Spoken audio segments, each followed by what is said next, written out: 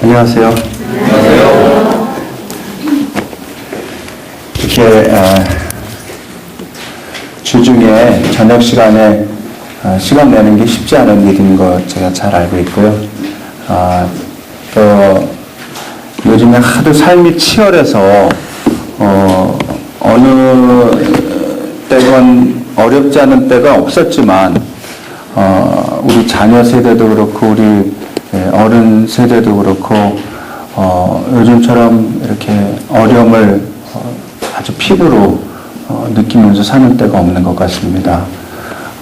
제가 어렸을 때 생각해 보면 그때도 뭐 입시도 있었고 무슨 공부 잘하는 사람 못하는 사람 뭐 돈 많이 버는 사람 안 그런 사람 다 있었지만 그래도 그렇게 치열했던 것 같지는 않아요. 제가 어려서 잘 몰랐는지 모르지만 좀 커나가면서 저는 이제 30년 전에 미국에 이민 갔었거든요. 그래서 이 근처에서 살았더랬습니다. 그러면서 이제 대학도 다녔지만 또 군대도 했지만 또 다시 미국 가서 대학 다시 다니고 그렇게 공부하다가 부르심 받고 그러다 어느 날 박사학위하러 갔다가 우리 신 목사님 거기서 만나 뵙고 아이들이 어릴 때 같이 키웠던 것 같아요. 그래서 우리 상원이 아주 어렸을 때 이제 아버지 따라서 이제 부산 사투리 이렇게 하면서 아직도 기억합니다. 놀이터에서 이렇게 놀다가 저희 집사람 신발에 모래가 이렇게 들어가니까 상원이가 사모님 신발에 모래가 들어갔어요. 그러면서 아직도 저희 집에서는 이렇게 좋은 추억으로 또 치열하게 공부하다가는 여름에 잠깐 휴가하면은 같이 두 가정이 이제 비치에 가서 며칠 쉬다가 오고 그러던 비디오가 아직도 집에 다 그대로 있습니다. 근데 벌써 그때 같이 뛰어놀던 우리 딸은 벌써 시집 갔어요.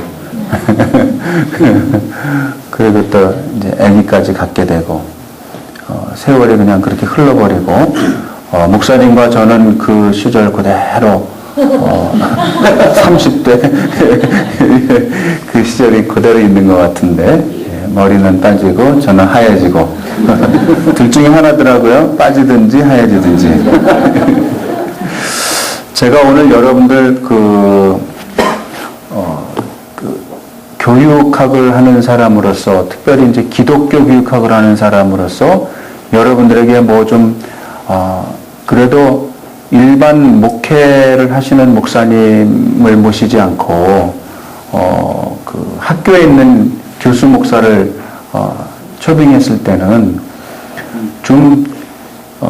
요즘에 아주 신선한 새로운 정보가 좀 없느냐.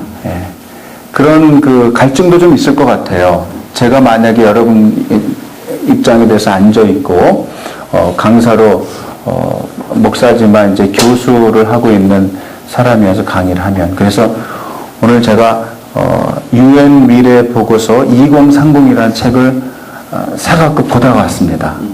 그래서 아까 식사 끝나고 목사님 방에 앉아가지고 몇 가지 중요한, 사실은 미리 이제 보고를 드리고 그래서 여러분들에게 좀 알려드리고 싶다는 생각을 했고요. 거기 보면 이 책에 보면 그런 게 나와 있어요. 이 책을 지은 사람들이 제롬 글렌이라는 분, 텟 고든이라는 분, 엘리자베스 플로레스큐라는 분이 뭐라 그랬냐면 머릿말에 도전하는 미래가 살아남는다는 거예요. 저는 이 말이 굉장히 의미가 있다고 생각을 합니다. 살다 보면 그냥 막 살아나가기 바쁘죠. 저도 오늘 저희 대학원 입시가 있어가지고요. 아침부터 계속 면접하고 오후가 딱 돼서 이제 조금 정리 좀 해야 되겠다 그러니까 논문 지도 받으러 오는 분들이 막 그냥 물밀듯이 오는데요. 정신이 없더라고요. 그래서 잠깐 그러다가 하루 종일 화장실 갈 시간도 없는 거예요. 그래서 잠깐만 기다려달라고 내가 그래도 좀 생리는 해결을 해야 되지 않겠냐. 그래서 화장실 가서 이렇게 시원하게 일을 보고 이렇게 서 있는데 이렇게 매일 쳇바퀴 돌듯이 일이 막 몰려왔다가 가고 막 이러면 도대체 나에게 남는 게 뭐 있느냐. 그런 생각이 딱 드는 거 있죠. 근데 이 책을 이제 들춰보는데 도전하는 미래만이 살아서 남는다는 거. 우리에게 결국은 남는 어떤 그 유산이 된다 하는 겁니다. 그래서 그렇다. 내가 여기에 또 안주해서는 안 되겠다. 그냥 이 자체로도 충분히 바쁘고 피곤하고 힘든 삶이지만 짐이 많은 삶이지만 여기에서 내가 안주해서는 안 되겠다. 하루하루 그냥 살아남는 거 힘들다고 그냥 낑낑대면서 그렇게 살아서는 안 되겠다는 생각을 하게 됩니다. 여기 세계 미래회의와 밀레니엄 프로젝트가 예측한 10년 후의 미래가 나오는데 우리가 알고 있는 거랑 다른 게 굉장히 많아요. 예를 들어서 그런 겁니다. 중국이 이제 곧 세계 경제 1위 대국이 되고 미국은 계속 도태될 것이다 그렇게 생각하지만 이 사람들의 그 예견의 예측에 의하면 중국이 세계 1위가 되는 거는 분명한데 분명히 내수 시장이 일단 크니까요. 근데 그 미국이 2위가 돼서 도태될 것이라 생각하니 그렇지 않다는 거예요. 중국이 잘 이제 올라가다가 어느 정도 먹고 살 만한 형편이 되면 소수민족들의 갈등이 시작될 거라는 거예요. 여기서는 UN 보고서에서는 그렇게 예측하고 있습니다. 그래서 그때 미국이 다시 치고 올라올 것이다. 그렇게 얘기합니다. 그럼 우리는 어떻게 해야 되느냐. 예? 그런 문제가 남잖아요. 지금도 무슨 이어돈이 이런 하늘에다 금 긋는 것 때문에 우리가 계속 우리가 금 긋겠다고 선포해 놓고도 눈치만 보는 거 아니에요. 일본 애들이 뭐라 그럴까? 중국 애들이 뭐라 그럴까? 미국에서는 또 허락을 한 건가 안 한 건가? 그냥 암묵적으로 동의했다 그냥 그러고서 넘어가는 거 아니에요. 한편으로는 이게 참 한심한 나라다. 그러면서 현실인 거예요. 우리는 너무 센 나라들 사이에 지금 살고 있는 겁니다. 그러니까 저는 어떤 때는 그런 생각이 들어요. 저희 부모님 이제 이북에서 이렇게 다 피난 내려오시고 그래서 저희는 이산 가족 중에서 이산 가족인데요. 이북에 저희 식구들이 100명 이상 있습니다, 지금.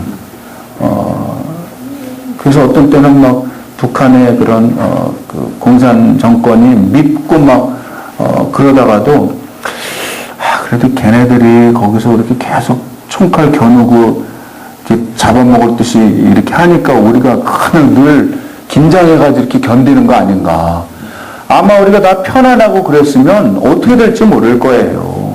밑에서는 일본은 계속 지진에다가 해일에다가 거기다 원자력 발전소까지 망가져가지고서는 산에 죽면서 계속 땅이 가라앉는다는 거 아닙니까?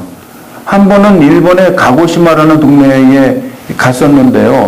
거기를 갔더니 거기 정한론을 주장했던 일본 사람들이 몰려 사는 동네가 있더라고요.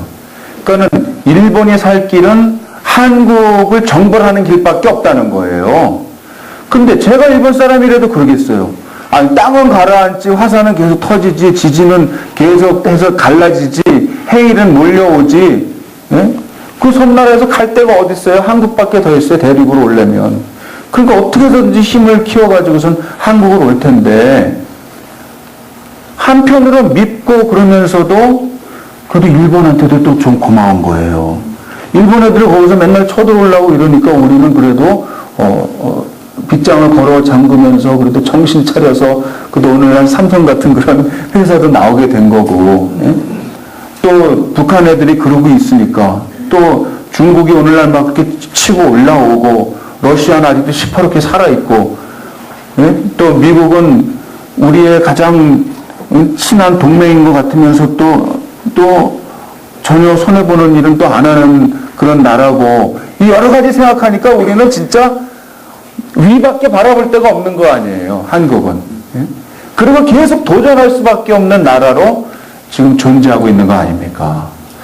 그러니 지나고 보니까, 또 주변을 살펴보니까 감사할 것밖에 없다. 예. 이렇게 평일날 그래도 하나님을 바라고 하나님의 말씀을 사모해서 우리가 올 수 있게 되는 그런 영적인 그 원동력이 어디 있겠는가 하는 생각을 갖게 되는 거죠. 저는 사실 이렇게 오늘 이 한교회에 와가지고 제가 오히려 굉장히 은혜를 벌써 다 받았어요. 은혜를 많이 받은 여러분들 뵈니까 굉장히 격려가 되고, 예? 도대체 어디서 이렇게 오신 거예요? 깜깜한데 저 주차장에다가 질퍽 거는 그 주차장에다 차 세우고서는 걸어올 때 과연 몇 명이나 와 있겠는가, 또 몇 분이나 오시겠는가, 이런 마음에 좀 조바심 비슷한 걸 갖고서 왔는데 이렇게 많이 오신 거 보고, 저는요 그 리치몬드에서 제가 살 때 개척교회를 했었어요. 잠깐이지만 개척교회를 하는데 사람들이 안 오더라고요. 저는 정말 매주 열심히 설교 준비하고 그때 막 문서 성교하고 막 그러는데 오는 사람은 교역자들밖에 없는 거예요. 그 신학교 동네에 사는. 그래가지고 그때 제가 참 많은 걸 깨달았습니다. 나중에 미국 침례교회에서 1층을 다 빌려줘가지고 11시 예배 드릴 때도 가끔 사람들이 오면 그러는 거예요. 그때 제가 전도사 말년이었거든요.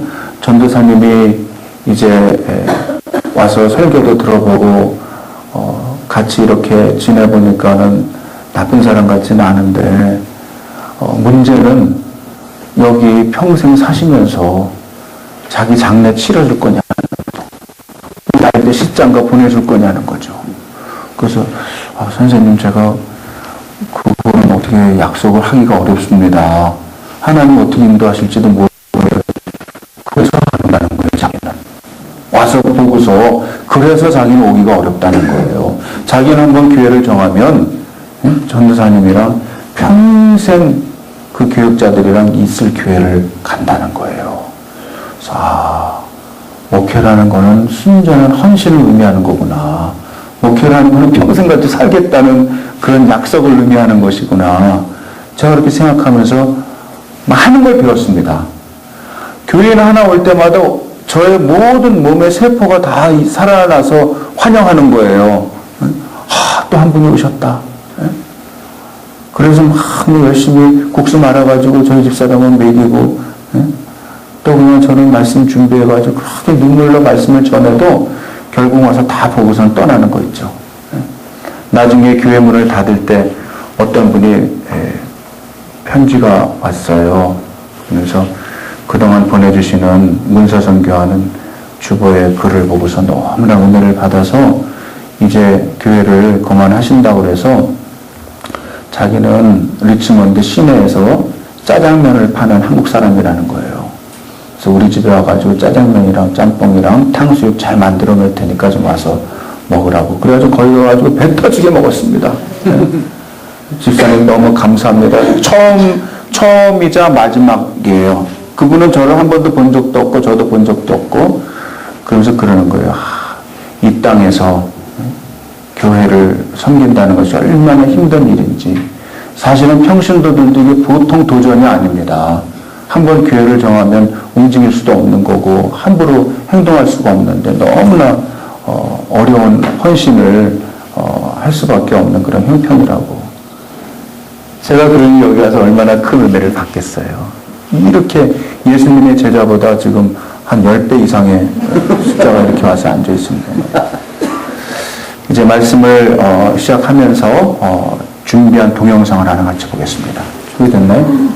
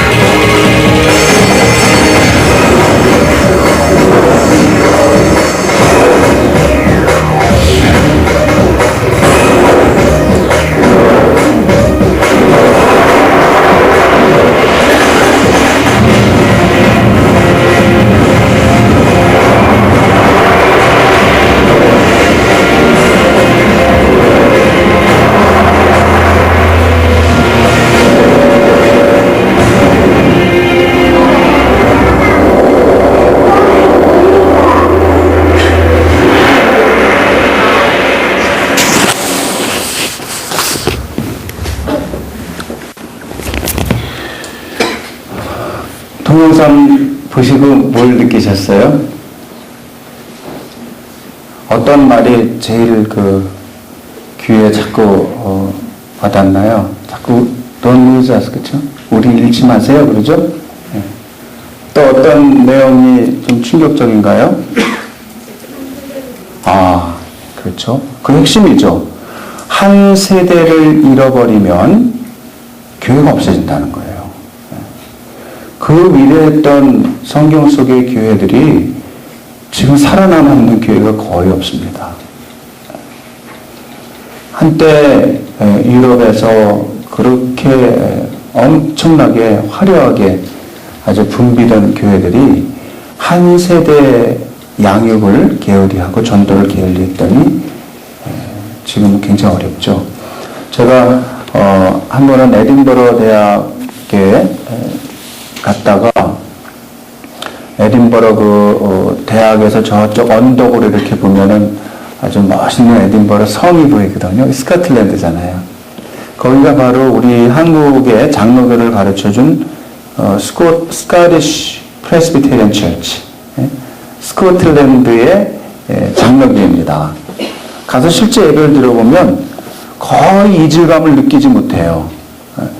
뭐만 좀 다르냐면 말씀을 너무 여러 군데를 읽어가지고 약간 졸리다. 그리고 목사님의 설교가 좀 약간 맥이 빠졌다. 근데 아마 좀 점잖게 얘기해서 그런 것도 있겠죠. 저희가 이제 존 로스 목사님을 파송했던 그 교회에 가서 예배를 드리는데요. 우리를 너무너무 귀한 손님으로 여기고 막 이뻐하는 거예요. 저희가 한 신대원생들, 전도사님들 한 27명 정도 데리고 갔었거든요. 근데 뭐 자기네는 평생 해보지 않던 여전도 현들이 나와가지고 손님들을 다 대접을 하고 자기는 한 번도 그런 거 해본 적 없대요. 근데 뭐 맛있는 음식으로 막 대접하고 또 우리한테 나와서 특송도 하라고 그러고 그래서 너무 우리는 좋았는데요.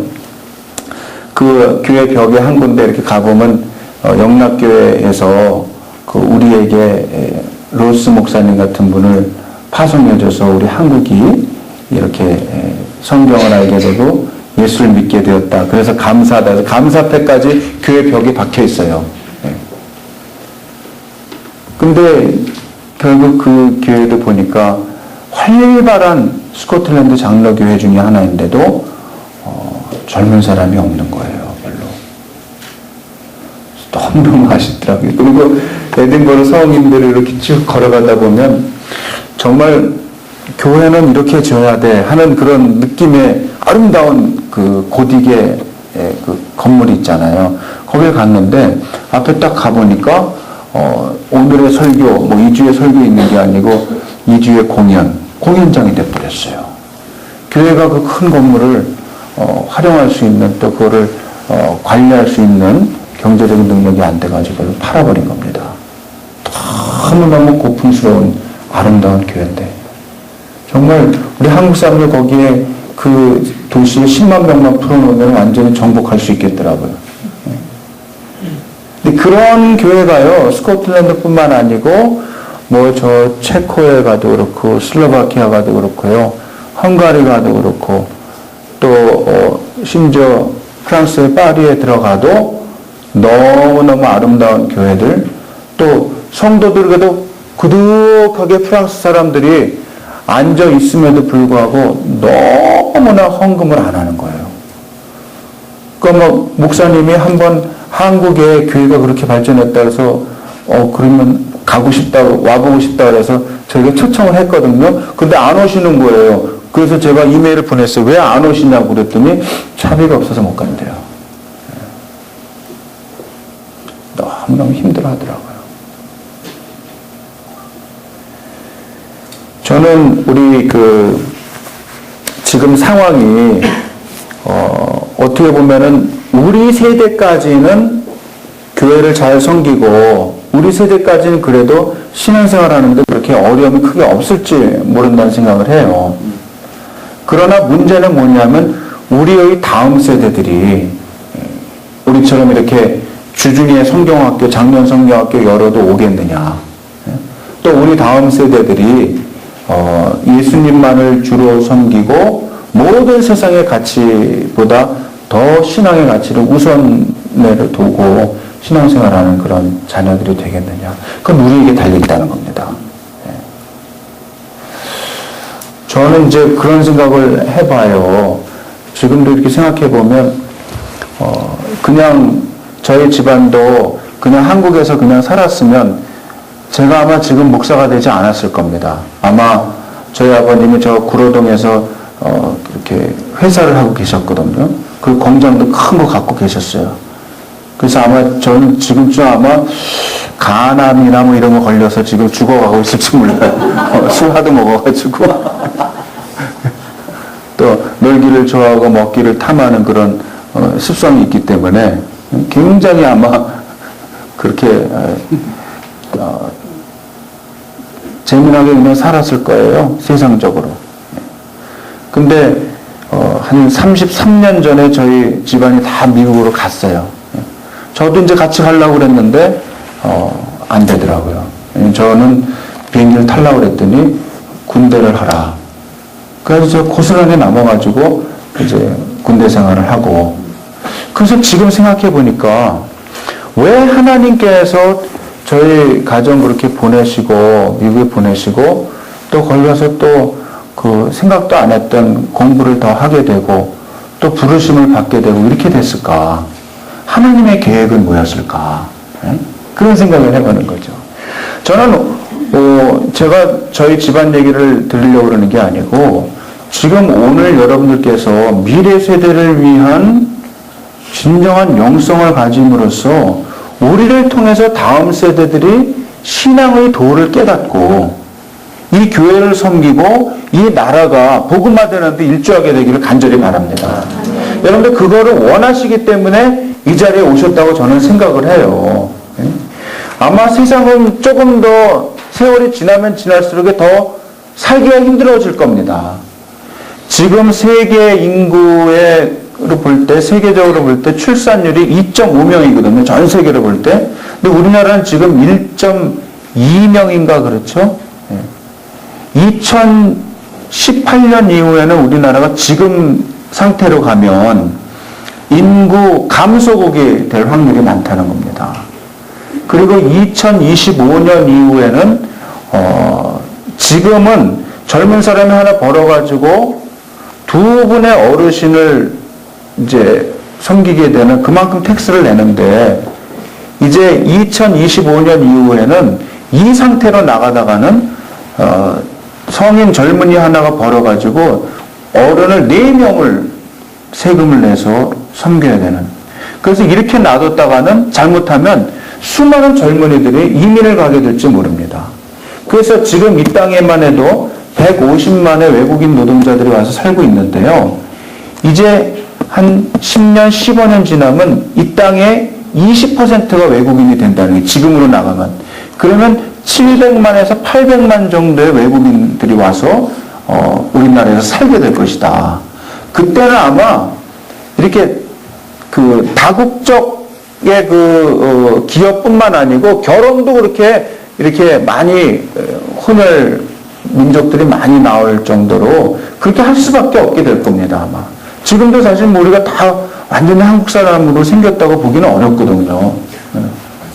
여러분들 볼 때 이렇게 보면 약간 미얀마 얼굴도 있고 또 포르투갈 얼굴도 있고 저도 보면 완전 한국 사람처럼 생기지는 않았잖아요. 한국 사람이 이렇게 코가 오뚝하지 않거든요. 단일 민족이라는 거에 대해서 그렇게 자랑스러워할 필요도 없는 거예요. 어떻게 단일 민족으로 살겠어요? 우리가 피가 얼마나 많이 섞였는데 한 20개 이상은 섞였다는 거 아닙니까? 아무튼 지금 우리 아까 그 비디오에서 보신 것처럼 아무리 아기를 안 낳고 이렇게 산다고 해도 교회의 3분의 1, 4분의 1은 한 15살까지의 어린이 청소년이라는 거죠. 그러면 만약에 3분의 1로 잡으면 30%가 넘는 건데 그 아이들을 위해 우리가 보통 활용하는, 배정하는 예산은 한 그거의 10분의 1 정도밖에 안 되는 게 세계적인 평균이라는 거죠. 그러면서도 우리는 늘 우리의 다음 세대가 이 교회를 짊어지고 갈 거고, 우리를 책임질 거고, 우리나라를 책임질 것이다 라고 입버릇처럼 얘기하지만, 미래 세대에 대한 얘기는 사실 꿈에 불과하고 말장난에 불과한 경우가 너무나 많다는 거죠. 이런 상태로 갔다가는 사실은 우리 교회뿐만 아니고 한국 전체에 큰 희망이 없다. 우리는 아기를 많이 낳을 수 있는 그런 환경도 아니고, 또 그렇게 한국 사람들이 그렇게 건강하지도 않습니다, 사실은. 아주 진짜 막, 여자들은 건강하신 것 같아요. 남자들 아닌 걸로. 제가 볼 때. 여자들은 그래도 건강은 안 하더라도 굉장히 악이 있잖아요. 그래서 한국 여자들은 정말 어디 가든지 이렇게 아주 일등민족으로 이렇게 우리를 이렇게 양육하고 키워내는 것 같아요. 저희 어머니만 해도 그렇게 아프시고 힘드시다 그러면서도 우리 삼남매 잘 키워내시는 거 보면 대단한 힘입니다. 아까 거기 나오는 그 자료들 중에서 지금 우리나라가 이렇게 막 온라인 문화가 인터넷이 막 발달했다고는 하지만 우리는 워낙에 인구 자체가 적고, 그리고 우리가 가지고 있는 자원이라는 게 너무나 한정되어 있기 때문에 우리는 밖으로 나갈 수밖에 없잖아요.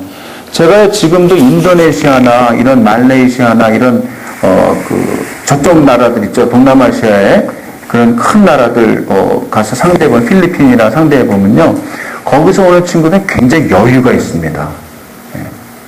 우리보다 가진 거는 좀 없고 지금 생활 수준이 우리보다 조금 낮은 것 같아도 굉장한 잠재력이 있고 앞으로 엄청나게 발전할 것이다. 한국교회가 앞으로 살아남으려면 우리가 어떻게 여기서 우리 자녀들을 정말 하나님이 기뻐하시는 하나님의 사람으로 정말 능력 있고 기도하고 말씀에 선 하나님의 사람으로 양육해내느냐 하는데 우리의 사활을 걸어야 될 것이다. 그렇게 생각을 합니다.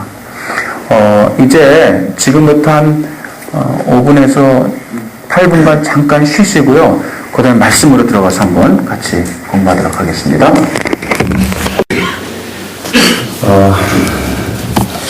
아마 이 집회에 참석하시기 어려워서 지금 아마 비디오를 보시면서 같이 하시는 분들 계실 것 같아요. 목사님이 꼭 그분들과 마음을 함께하는 격려의 메시지를 전하는 것이 좋겠다. 정말 그렇게 생각합니다. 예, 또 어떤 분들은 몸이 불편하셔서 어쩔 수 없이 또 영상으로 볼 수밖에 없는 분도 있는데 여러분들 다 사랑합니다. 제가 딴 거는 잘 못해도 사랑한다는 말은 좀 합니다. 그리고 한 가지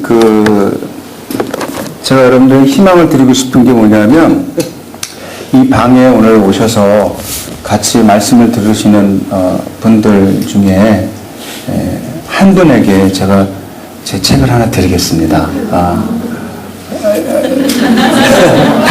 끝나고 드릴게요.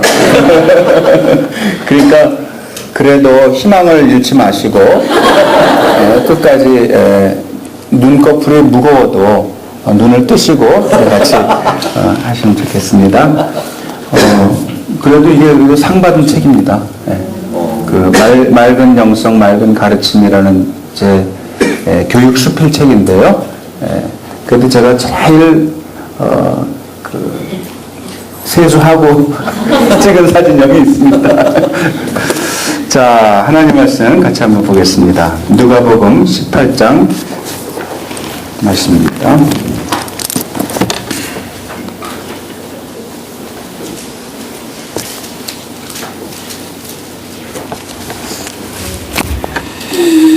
자, 누가복음 18장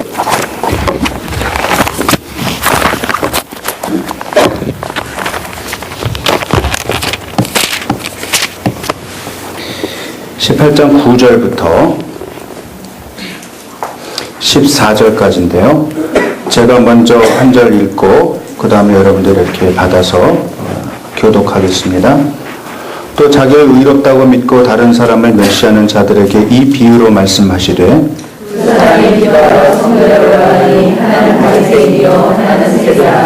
바리새인은 서서 따로 기도하여 이르되 하나님이여 나는 다른 사람들 곧 토셋 불의 간음을 하는 자들과 같지 아니하고 이 세리와도 같지 아니함을 감사하나이다.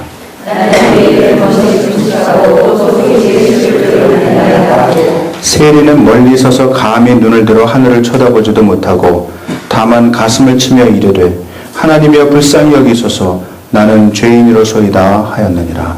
내가 너에게 이르노니 이에 저 불쌍히 이 사람의 이름도 하신다고 그의 집을 자기를 낮추는 자는 높아지리라 하시니라. 아멘.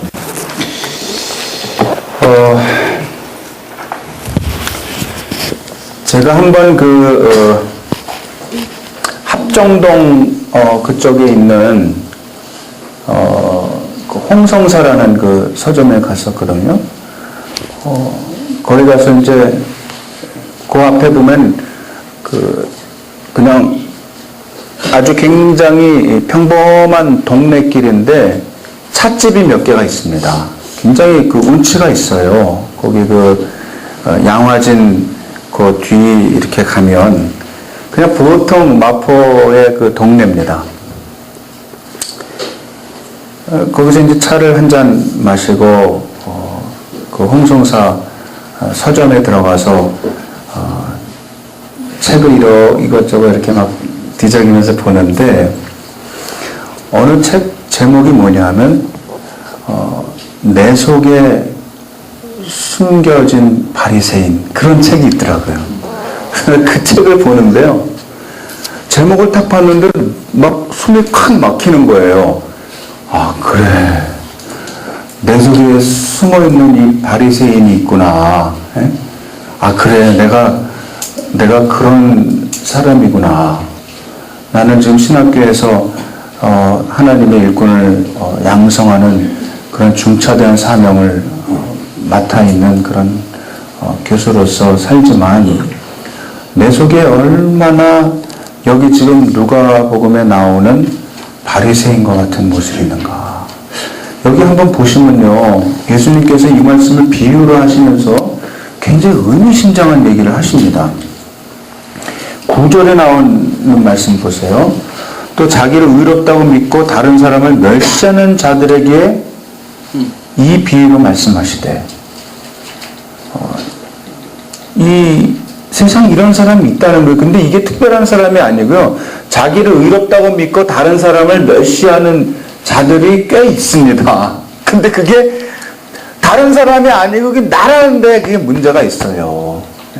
물론 우리가 막 대놓고 가서 나는 의롭고 너는 덜 의롭다 이렇게 얘기하지는 않지만 우리의 그 냉소적인 그 눈빛, 멸시하는 그런 어떤 몸짓, 우리의 자태, 아름다운 자태도 아닙니다. 우리의 뭐랄까요, 나는 너와 다른 거 있잖아요. 나는 너 나랑 같이 놀라고 하지 마. 그런 거 있잖아요. 말로 표현은 안 하는데 그런 모습이 우리에게 있다는 거예요. 저는 이 말씀을 보면서 또 그 책 제목을 보면서 굉장히 마음에 찔렸습니다. 우리 속에 이런 바리새인의 모습이 있다는 거예요. 두 사람이 기도하러 성전에 올라갔는데 하나는 바리새인이고 하나는 세리라는 거예요.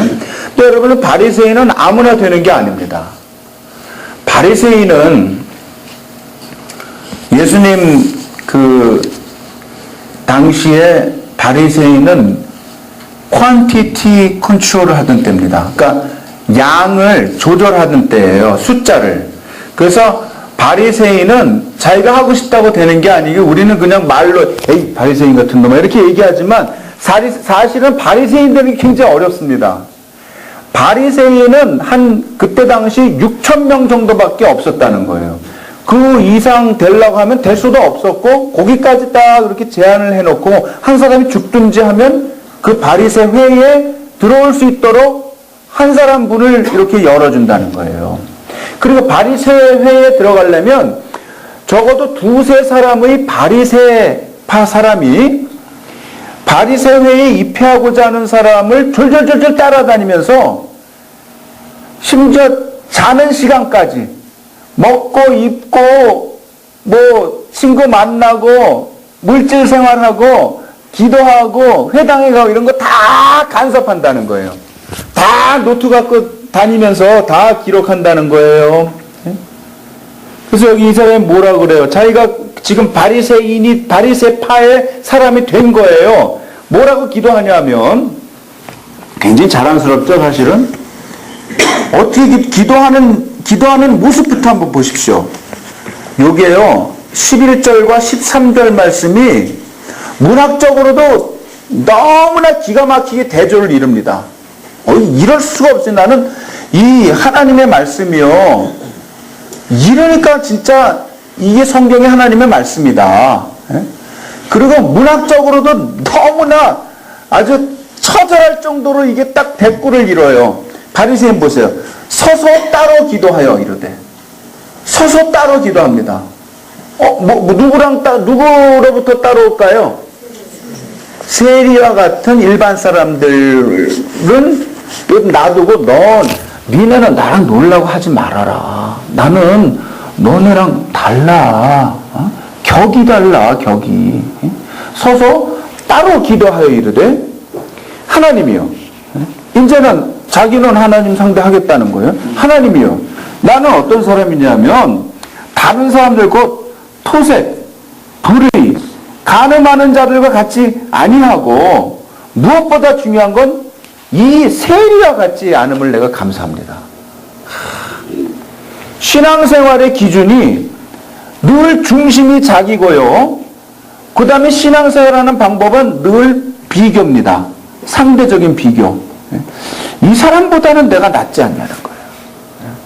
나는 토색, 또 불의, 간음, 이게 사람이 할 수 있는 모든 그 종류의 죄가 다 들어있는 거 아니에요. 물질에 관한 거, 뭐 남자나 여자에 관한 거, 또 이 생활할 때 의로움을 쫓지 않는 이런 거, 이거 다 우리가 보통 다 겪는, 우리가 저지르는 그 죄악의 종류가 이 세 가지 안에 다 들어있습니다. 나는 토색, 불의, 간음 안 한다는 거예요. 무엇보다 나는 여기 있는 요놈 세리 같지 않다는 거예요. 남 등쳐먹지 않는다는 거예요. 나는 그렇게 크게 이롭게 사람들을 못하는지는 몰라도 적어도 해는 안 끼친다는 거예요. 소극적인 입장에서도 자기는 죄 안 진다는 거예요. 적극적으로 토색, 불의, 간음 안 하지만 소극적인 입장에서도 나는 그렇게 안 한다는, 그냥 이 존재 자체로 하나님 앞에 쓰기에 나는 합당하다 이거예요. 근데 거기에 이제 중요한 증거들이 나오죠. 일에 2번씩 금식하고, 일주일에 2번씩 금식하고. 여러분 생각이 어때요? 지금 굉장히 몸이 아프다든지 식욕이 없는 사람들은, 아이고, 나는 그냥 오늘 저녁에도 그냥 물 말아 먹고 나왔어. 이런 사람 있죠? 정상이 아닙니다. 네? 여러분들 젊을 때나 식욕 좋을 때는 이게 금식하는 거는요 거의 죽음입니다. 저는 아직 그래도 비교적 식욕이 좀 있어가지고요, 밥을 어느 목사님은 뭐 한 숟갈 남겼거든요. 그거는 밥에 대한 예의로 내가 남겨놓은 거예요. 그냥 못 먹어서 식욕이 없어서 남겨놓은 게 아니에요. 왜냐면 내가 몸을 그래도 최소한도는 그래도 지킬 건 지켜야 된다고 해서 내가 그럼 맛있는 밥이지만 한 숟갈은 그래도 딱 큰 한 숟갈로 남겨놓는다. 왜냐면 그래도 평소에는 3분의 1을 남기는데 오늘은 말씀을 전해야 되기 때문에 제가 너무 힘이 없으면 안 되잖아요. 그게 밥 조금 먹으면 힘이 없더라고 진짜로.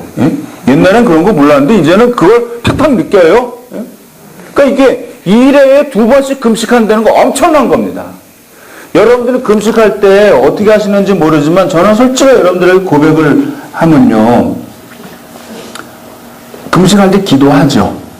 기도하고 하나님께 매달리는데 잠깐만 방심하면 금식 끝나면 뭐 먹어야지 그런 생각이 막 나는 거 있죠. 막 이상해요. 아주 유니버살리 짜장면 이렇게 먹고 싶은 거예요.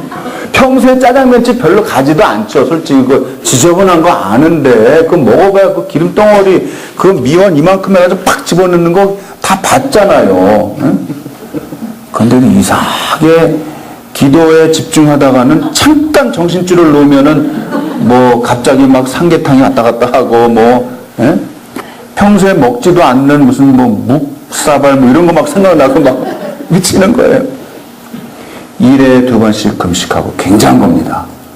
사람이요 건강한 사람이 먹는 거를 이렇게 일부러 컨트롤할 수 있다는 거는 엄청난 일입니다. 이거 생각해 보세요. 평생 그렇게 한다는 거예요. 평생. 함석헌 선생이 깨달음이 온 이후에 하루에 한 끼 먹고 살았다 그러죠.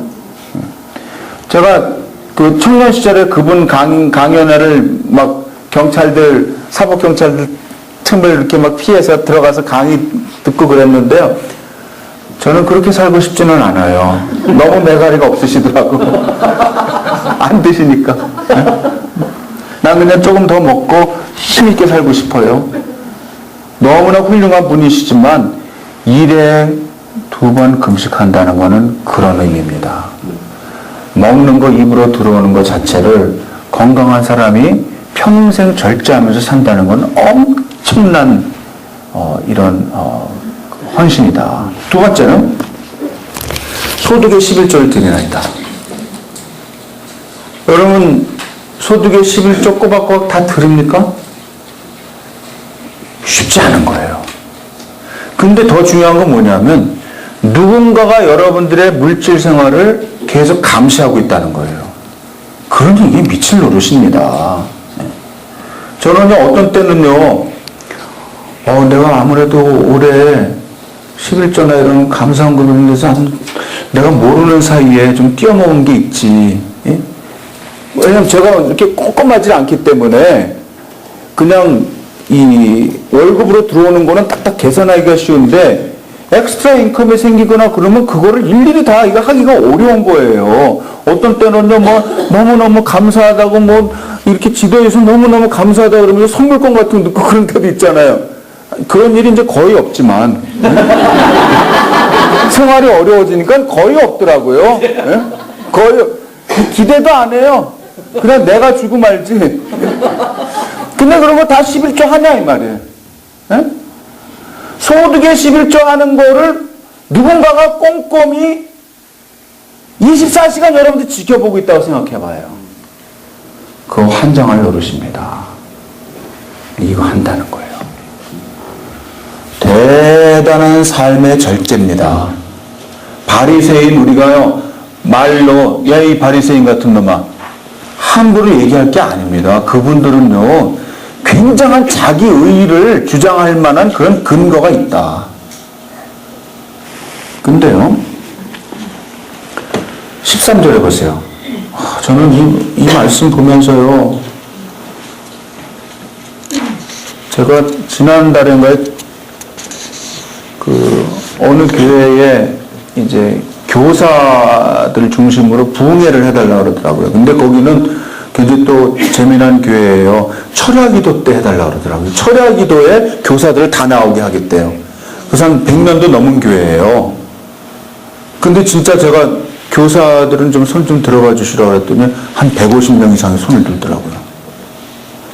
근데 제가 그때 이 말씀을 새로 프레시하게 받은 거예요. 이 말씀을.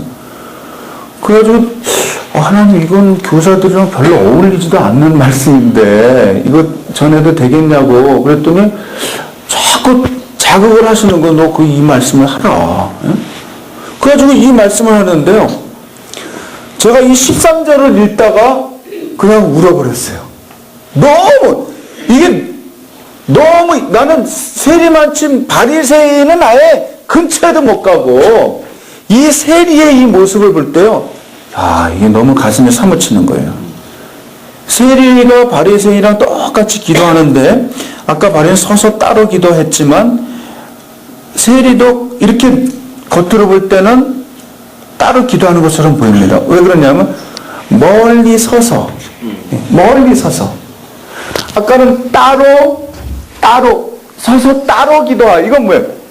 무리로부터 분리돼서 이 바리새라는 뜻 자체가 이 Pharisees라는 말 자체가 separatist입니다. separatist 분리주의자예요. 예? 그래서 무리로부터 떨어져서 기도했잖아요. 근데 이 사람도 겉으로 볼 때는 물리적으로 볼 때는 떨어져서 기도한 거예요. 근데 뭐로부터 멀리 섰냐면 하나님의 성전으로부터. 하나님의 성전으로부터 한 발자국이라도 더 멀리 서서 기도하여 어떻게 말을 하냐면 그 모양이요. 모양 자체가 감히 눈을 들어 하늘을 쳐다보지도 못하고. 보세요. 이 사람은 바리새인은 서서 따로 기도하여 이르되 하나님이요 얼마나 담대해요? 일주일에 2번이나 금식하고 11조 꼬박꼬박 내고 토색, 불의, 간음, 적극적인 범죄 안 하고 예? 다 무리로부터 분리돼가지고 먹는 거 예? 그 다음에 쓰는 거 이거 절제하는데 인간사에 그 이상 뭐가 있어요? 솔직한 얘기로 대단한 사람이에요. 이 바리새인이 아무리 비유에 나오는 인물이지만 굉장히 자기 의를 주장해도 될 것 같은데 세리와 바리새인을 예수님은 비교하는 거 있죠. 뭐라냐면 이 사람은 감히 눈을 들어 하늘을 우러러 보지도 못하고 그 다음에 나오는 행동이 너무나 마음에 사무칩니다. 다만 가슴을 치며 이르되 다만 가슴을 치며 이르되 하나님이여 불쌍히 여기소서 나는 죄인이로소이다. 아까 뭐라 그래요? 하나님 나는 토색, 불의, 간음하지 않는 사람. 또 이 세리와 같지 않음을 감사하고 나는 1회 2번 금식하고 그리고 소득에 11조를 꼬박꼬박 드리나이다. 근데 이 세리는 뭐라 그래요? 감히 우러러 하늘을 쳐다보지도 못하고 그 다음에 나오는 이 말이 이 단어가요. 다만 가슴을 치며 하나님이여 나를 불쌍히 여기소서. 저는 죄인입니다. 어떻게 하면 우리가 다음 세대를 살릴 수 있을까요? 헌금에서 많은 예산을 그들에게 띄워넣으면 될까요? 그들을 위해서 또 다른 건물을 또 사가지고서 또 그들 와서 마음껏 뛰어놀고 공부할 수 있게 해두면 될까요? 물론 그런 장소가 필요할지 모르죠. 그런 운동장도 필요하고 그럴지 모르죠. 그러나 그거보다 더 중요한 거는 먼저 가르치고 또 기르고 양육하는 우리가 이런 마음을 가져야 된다는 거죠. 이런 영성을 추구해야 된다는 거죠. 다른 사람이랑 비교해서 그 사람보다 내가 낫다고 얘기하는 그런 영성이 아니고 이 사람은 세리는 비교할 만한 여유도 없어요. 그리고 한 발짝이라도 성전으로부터 한 발짝이라도 더 떨어져가지고 감히 하늘을 쳐다보지도 못하면서 다만 감이란 말이랑요 다만이란 말에 주의해 주세요. 주의를 기울여 주세요. 다만 가슴을 치며 이르되 하나님이 불쌍히 여기소서 나는 죄인입니다. 저는 다음 세대를 살리는 우리 부모 세대의 영성은 살아나가면서 우리의 모습은 세리처럼 살아서는 안 되지요. 민족의 동족의 피를 빨아먹고 그 어떻게 해서든지 세금을 더 받아가지고 로마 제국에다 바치는 그런 세리의 삶을 살아서는 안 되겠죠. 우리는 바리새인처럼 살아야 됩니다. 할 수 있으면 좀 더 생태적으로 살고요. 할 수 있으면 쓰레기 좀 덜 버리고요. 할 수 있으면 일회용용품 좀 덜 쓰고요. 할 수 있으면 11조도 하고요. 할 수 있으면 불쌍한 사람들에게 우리의 삶을 나눠주고 이런 삶을 사는 게 중요하죠. 그거는 바리새인의 삶을 본받아야죠. 그리고 가능하면 토색, 불의, 간음 안 해야죠. 근데 그것뿐만 아니고 진짜 가져야 될 자세는 뭐냐면 성전을 너무 두려워야 된다는 거예요.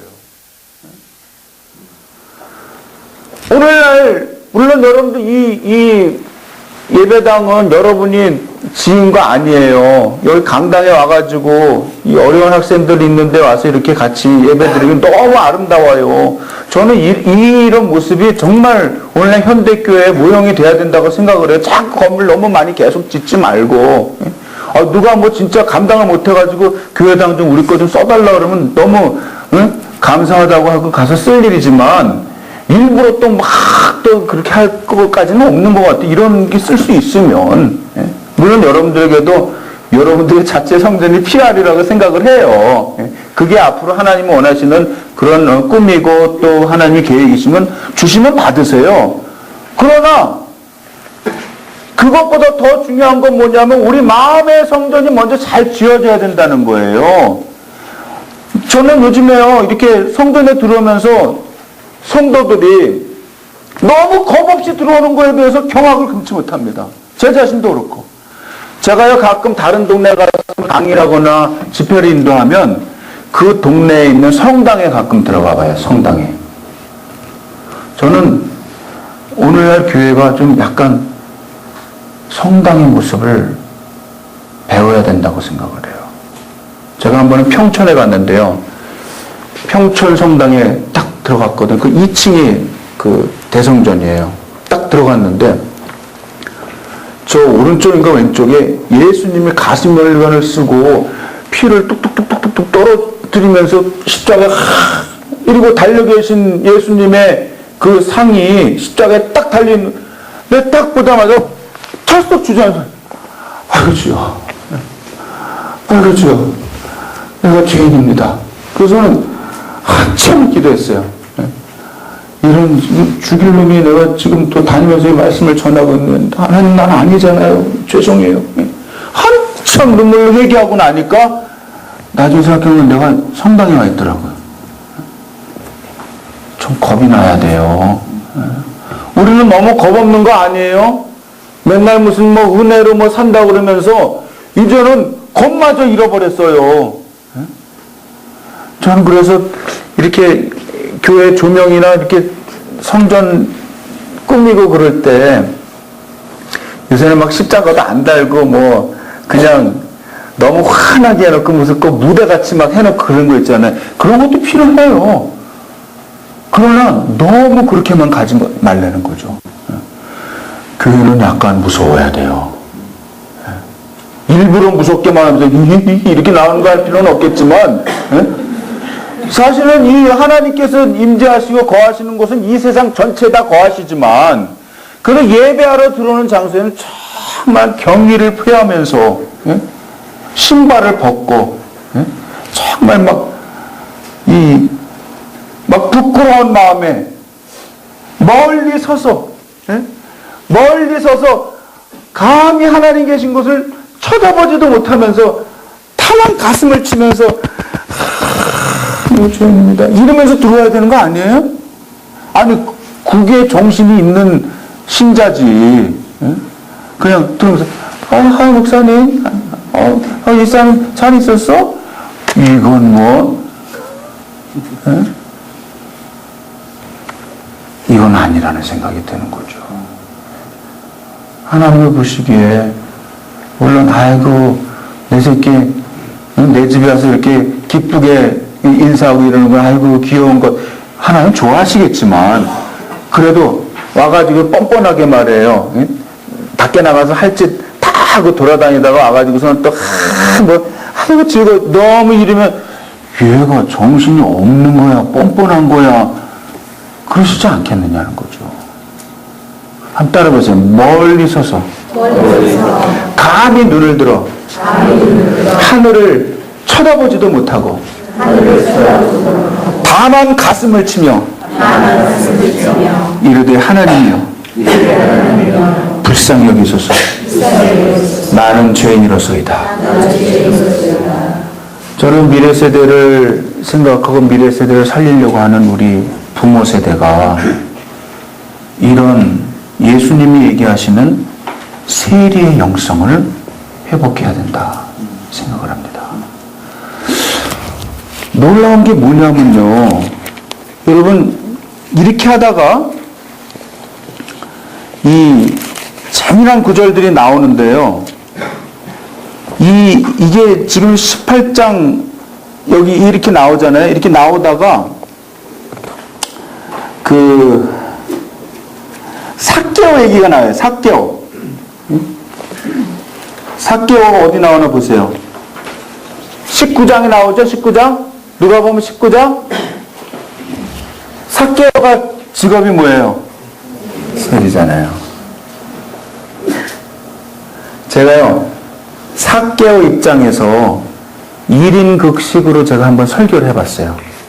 제가 여기 이렇게 적어갖고 왔는데, 약간 남사스러워가지고 지금 못하고 있어요. 근데, 이런 겁니다. 하루는 예수라는 분이 우리 동네에 오셨어요. 사람들이 막 왁자지껄 떠드는데, 저도 좀 보고 싶었습니다. 사람들이 막 몰려가는데, 과연 예수라는 분이 왔나 보다.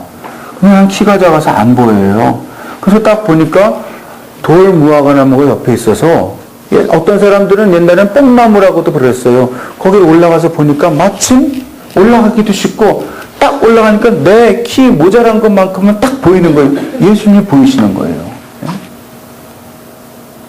그래서 거기 올라가서 물끄러미 저 양반이 예수구나. 그러고 보고 있는데 갑자기 예수라는 분이 내 앞으로 걸어오더니 저를 딱 바라보면서 삭개오야 속히 내려오라.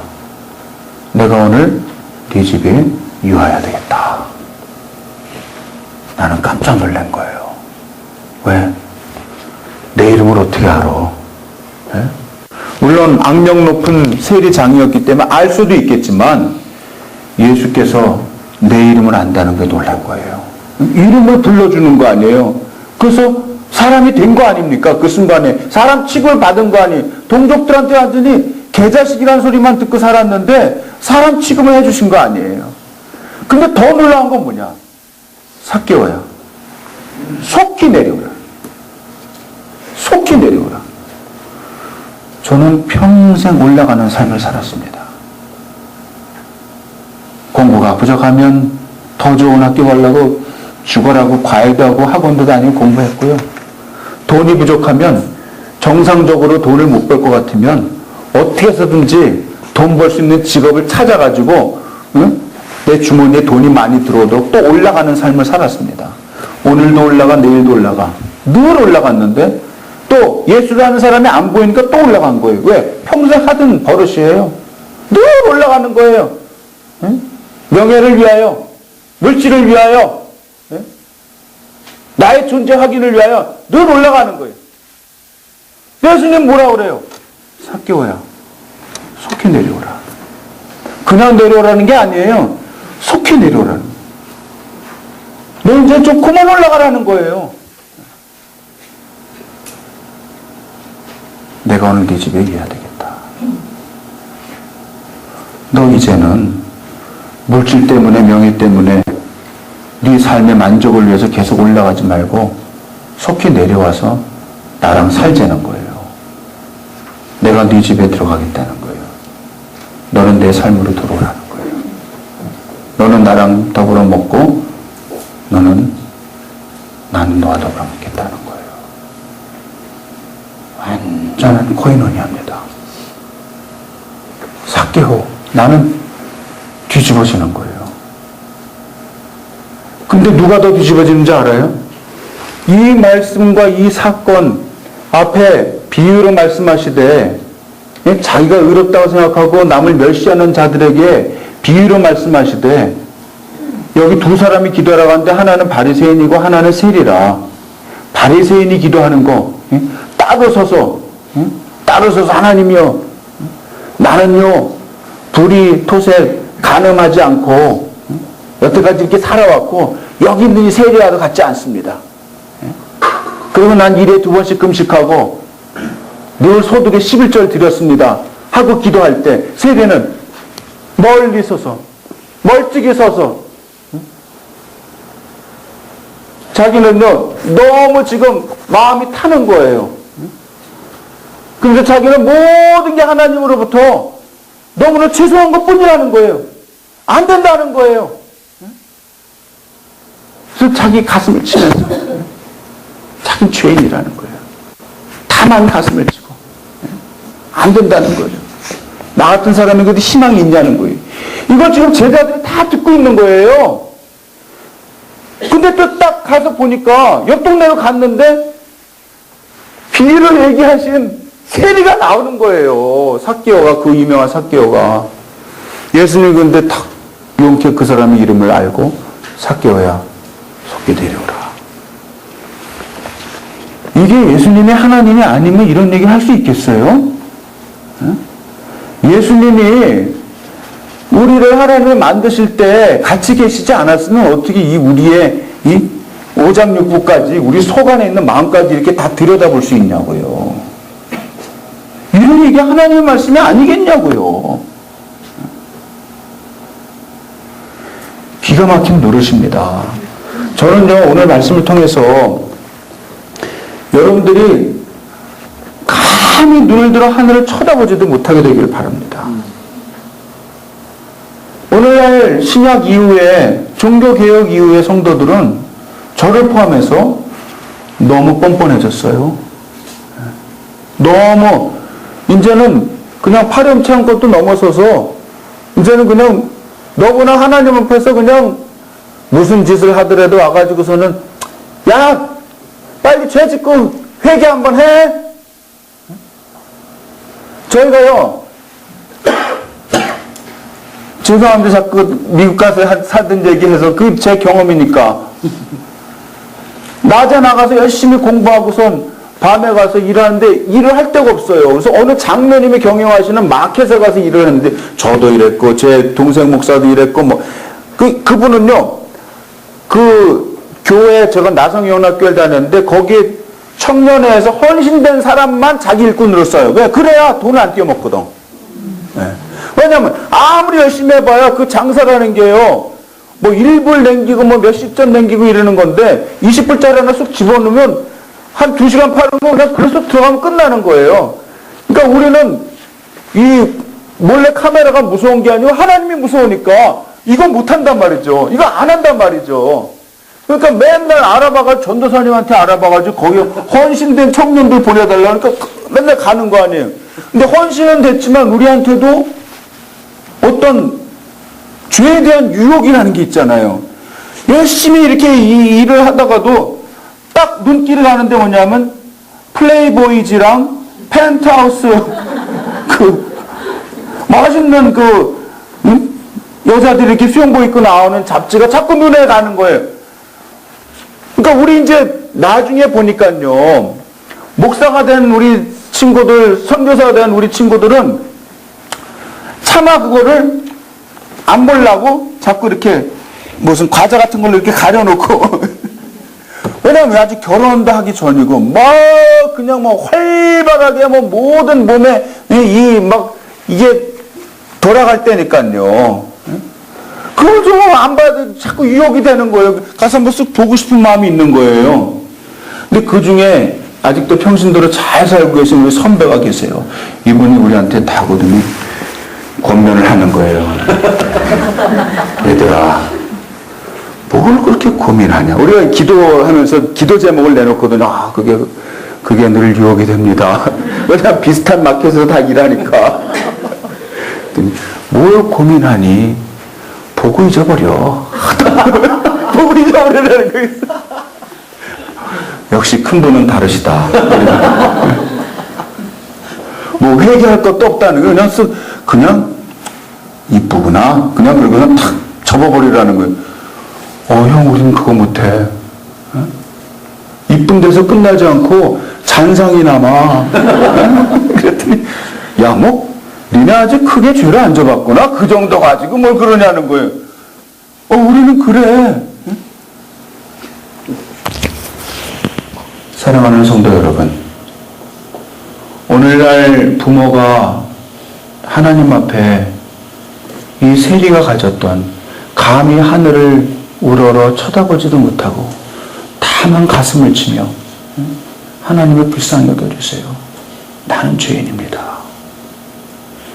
이러는 사람이 영성을 회복할 확률이 더 높다는 거예요.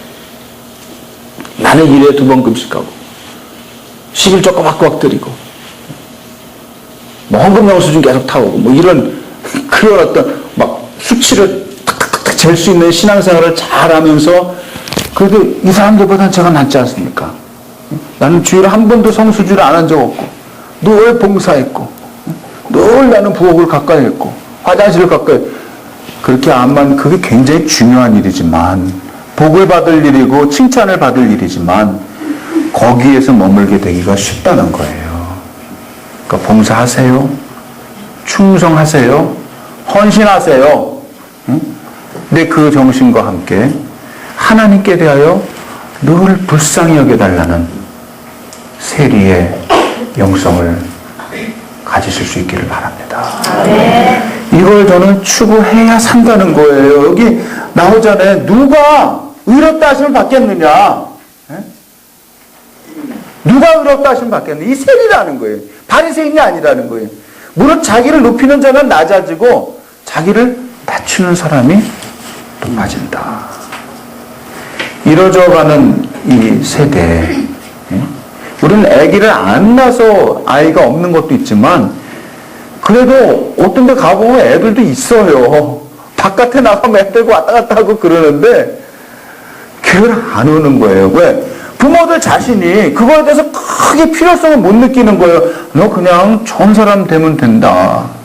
너무 교회 올라가 애쓰지 말아라. 어떤 집사님들 보니까는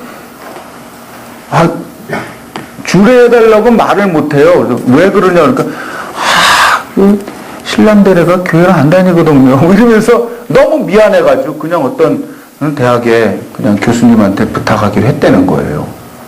그래서 집사님 그 아픈 마음을 알겠으나 아이들 키울 때 둘째 계시잖아요.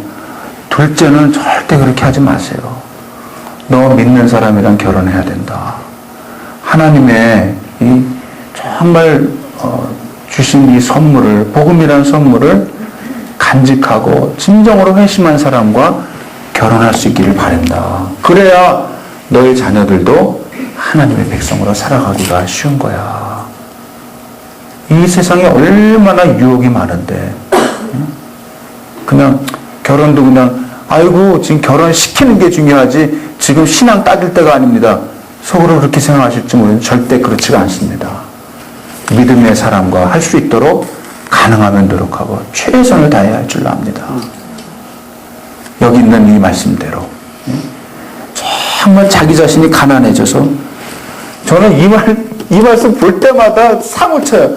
감히 눈을 들어 하늘을 쳐다보지도 못하고 다만 가슴을 치며 하나님 불쌍히 여겨주세요. 제가 죄인입니다. 이 사람을 하나님께서 받아주셨다. 이것이 여러분들의 간증이요 여러분들의 영성적인 추구가 될 수 있기를 간절히 바랍니다. 기도하겠습니다.